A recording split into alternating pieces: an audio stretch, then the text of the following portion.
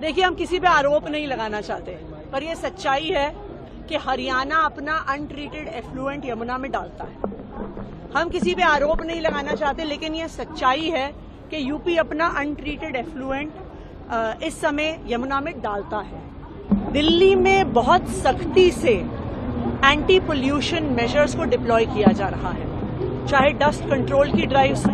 हमने 99 टीम्स बनाई हैं जो पूरी दिल्ली में अलग अलग जगह पे कंस्ट्रक्शन साइट्स पे जो सारे डस्ट कंट्रोल मेजर्स हैं उनको चेक कर रही हैं। दिल्ली में 325 से ज्यादा एंटी स्मोक गन्स को डिप्लॉय करने का प्रोसेस शुरू हो गया है। दिल्ली में आज के दिन में चाहे पीडब्ल्यूडी हो चाहे एमसीडी हो, अपने सारे रिसोर्सेज लगाकर दिल्ली में प्रदूषण रोकने का काम चल रहा है। लेकिन आनंद विहार एक ऐसा इलाका है जहां पर, क्योंकि ये दिल्ली और यूपी के बॉर्डर पर है, यहां पर दिल्ली के बाहर से भी बहुत सारी बसेस आती हैं।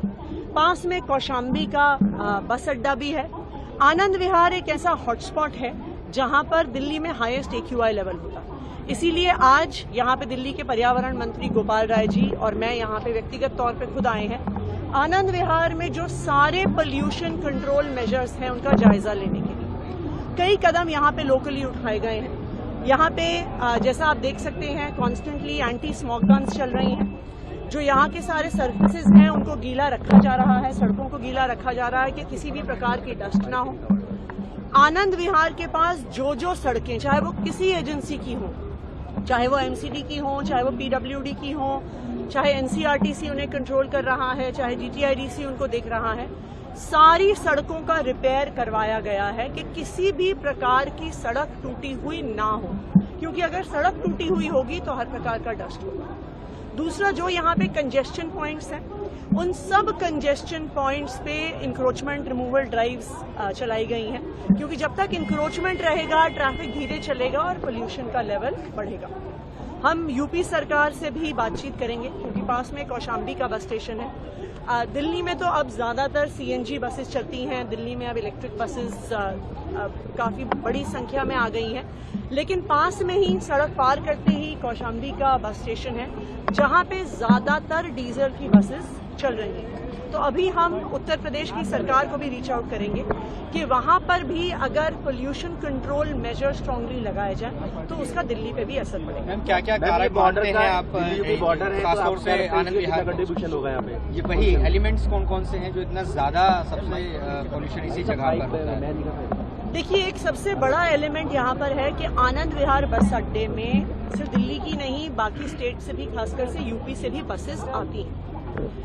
तो एक पोल्यूशन यहाँ पे बहुत ज्यादा बसेस के आवागमन की वजह से होता है। दूसरा, यहाँ पे NCRTC की कंस्ट्रक्शन भी चल रही है। एक बड़ी कंस्ट्रक्शन साइट RRTS जो बन रहा है उसकी वजह से भी प्रदूषण होता है। तो क्योंकि यहाँ पर आनंद विहार बस अड्डा है, अब ऑब्वियसली आप बसेस की आवाजाही नहीं रोक सकते हैं, इसलिए आनंद विहार की लोकेशन पर हम बहुत strict anti pollution measures deploy कर रहे हैं, चाहे स्मोक गन्स हो, चाहे कंस्ट्रक्शन साइट्स पे सारे डस्ट कंट्रोल मेजर्स को यूज करना।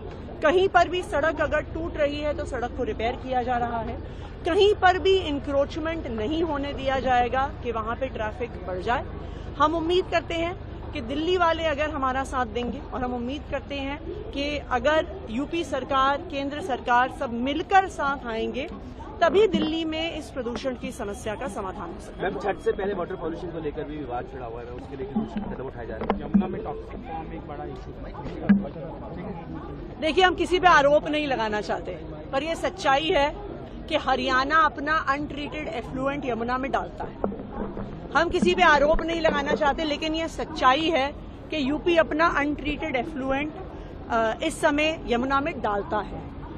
वो जब छठ का सीजन आता है तो वो आगरा कनाल के गेट्स बंद कर देते हैं कि उनका सारा अनट्रीटेड वेस्ट यमुना जी में आए। लेकिन दिल्ली सरकार हमेशा सोल्यूशन ओरिएंटेड रही है। अरविंद केजरीवाल जी का हमेशा ये मोटो रहा है कि हमें समाधान ढूंढने हैं, और उसी समाधान के तहत हम फूड ग्रेड सिलिकॉन बेस्ड डीफोमर्स का इस्तेमाल करते हैं। तो आज से दिल्ली जल बोर्ड एक प्रॉपर ड्राइव वहां पे चला रहा है। उस ड्राइव के तहत जो सारी फोम है वहां पे डीफॉर्मिंग शुरू करी जाएगी।